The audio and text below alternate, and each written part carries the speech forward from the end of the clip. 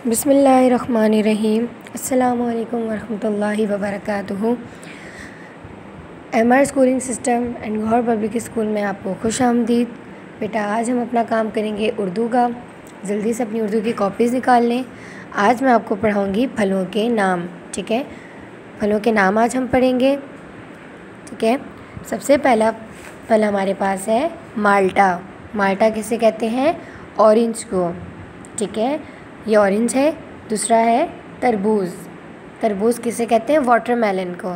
ठीक है, ये है कीवी। ठीक है, अगला है आड़ू। देख सकते हैं ये आड़ू है। उसके बाद है अनार। ठीक है, अब मैं आपको बताऊंगी कि इसको कैसे लिखेंगे।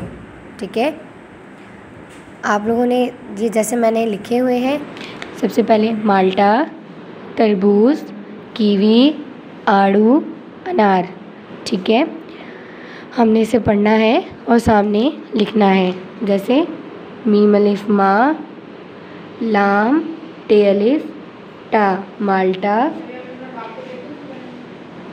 तेरे तर बेवबू जाल तरबूज, काफ ये वाओ छोटी ए कीवी, अलिफ मद्दा अड़े वाओ आड़ू, अलिफ नून अलिफ ना रे साकिन अनार। ठीक है बच्चों, अपना बहुत सारा ख्याल रखिएगा। अल्लाह हाफिज़।